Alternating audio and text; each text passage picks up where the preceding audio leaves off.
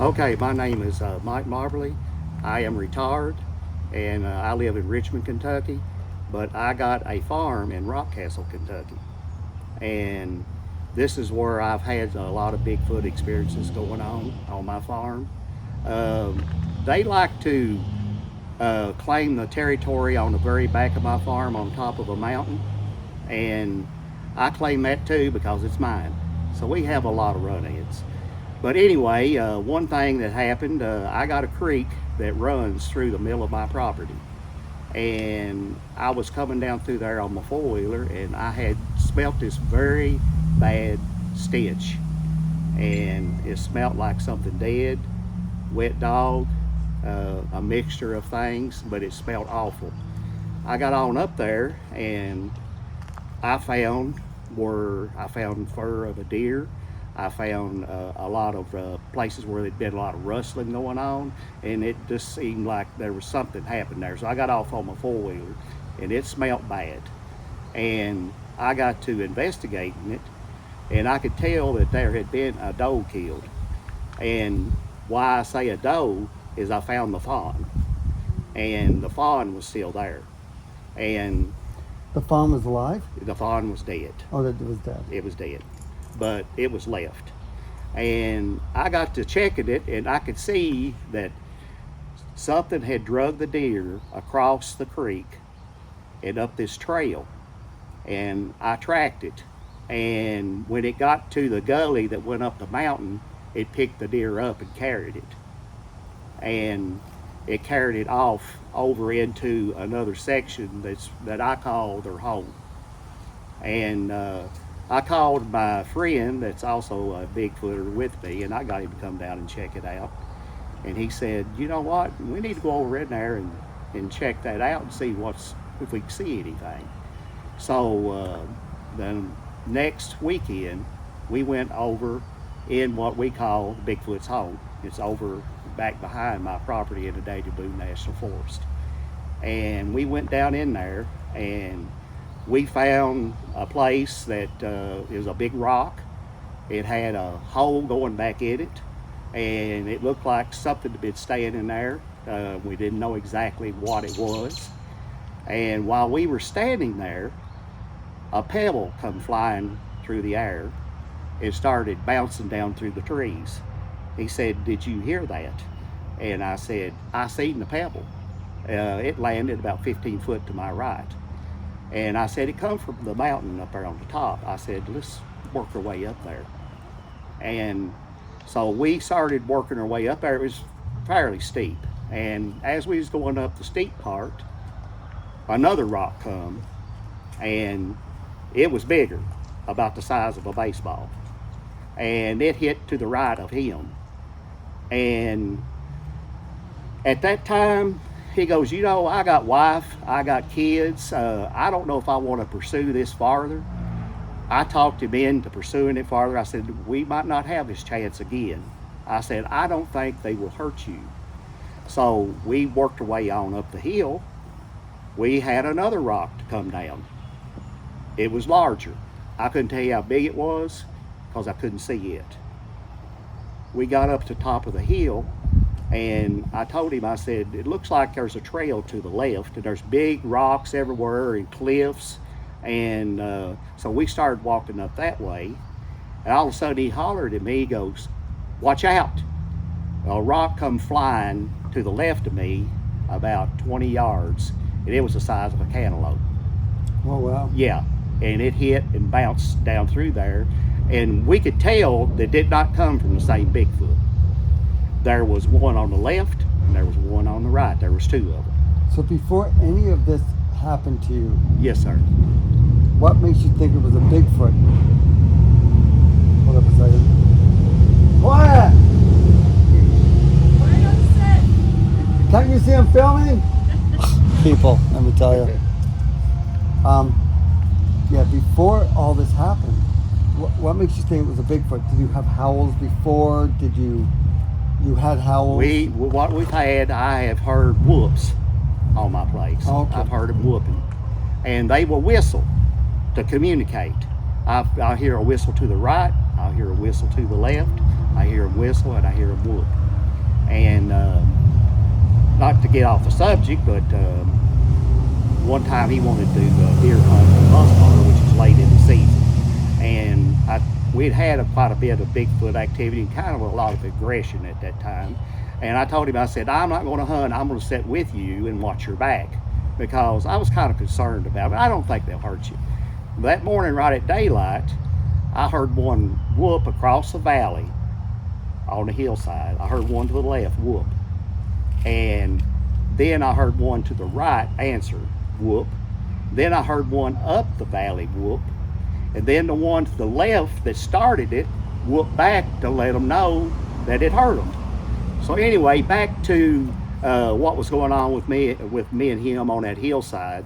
Why I think it was a Bigfoot is because, just to make it shorter, when we was going back down off the hillside, he's younger than me, so he was quite a distance ahead of me, and he stopped and turned around, was waiting for the old man to get down the hill. And he was looking back behind me, and he seen it. And he said that it was smart enough to stand back off of the hillside where you could only see its eyes and its forehead peeking up over the top of the hill. It was not exposing itself. Yeah. And he said he seen it watching me come down off the hillside. He said it was reddish brown in color, and he said that it would weave back and forth as it was looking at me. He said it just kept doing that. And he said it watched me come down off that hillside. And he said I got about 20 yards from him, he said it backed off and disappeared. So that's why I say, yes, it was a Bigfoot. Wow. Yes. So how far away is that from here? My property? Yeah. Probably 50 miles. 50 miles? Yep, it's in the middle of the Daniel Boone National Forest. Daniel Boone National Forest is, a lot of the government owns it, but there's also privately owned property, and that's in the Daniel Boone National Forest.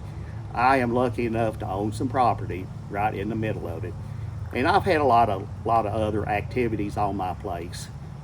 So if I'm able to convince everyone here to come and investigate your property, would that be okay? That would be fine with me. Okay. Don't tell them I'm going to ask them.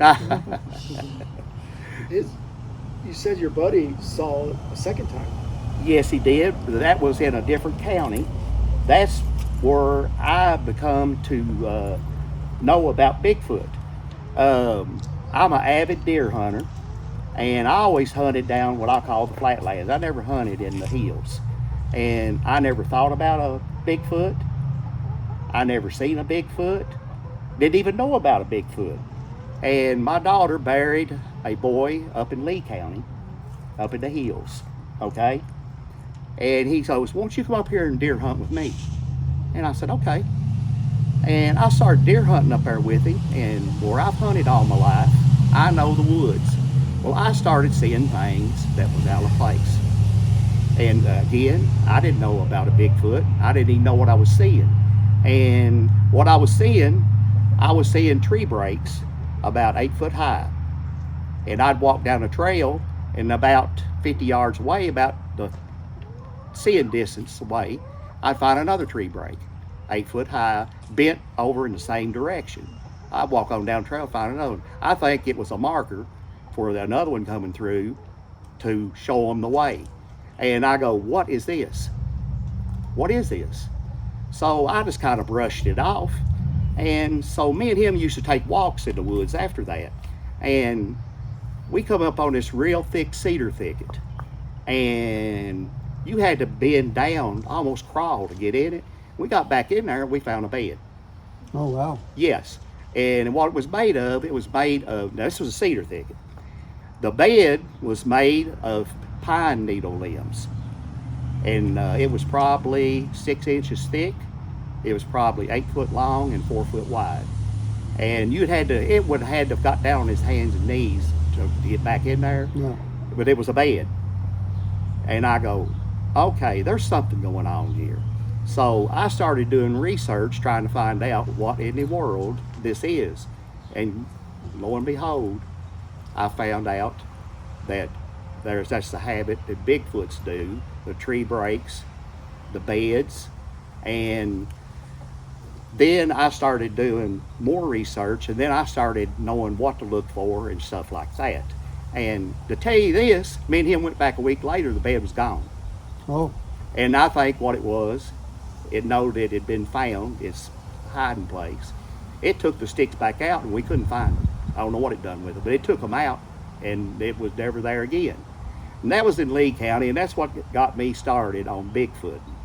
And in that county, my friend, I told him, I said, you must be a Bigfoot magnet, because not only has he seen that Bigfoot, but in that county, that was his first time he seen one. I was with him.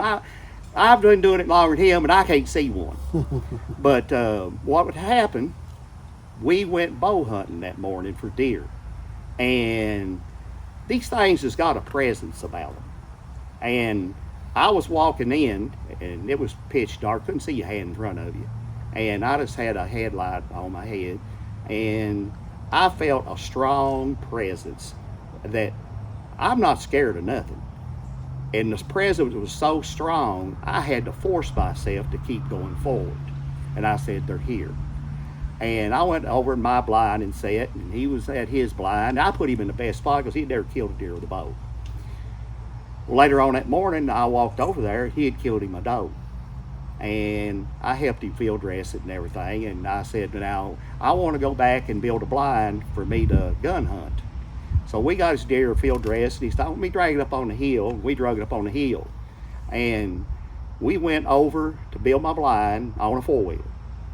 And it wasn't 15 minutes. And we was coming back, and he was riding on my four-wheeler backwards. And we come around the bend, and I heard him say, I can't hear real well. And I heard him say something. What he'd done, he had seen it walking away.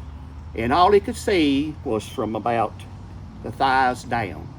And I said, what did you see? He said, I seen a bipedal walking, just thighs down.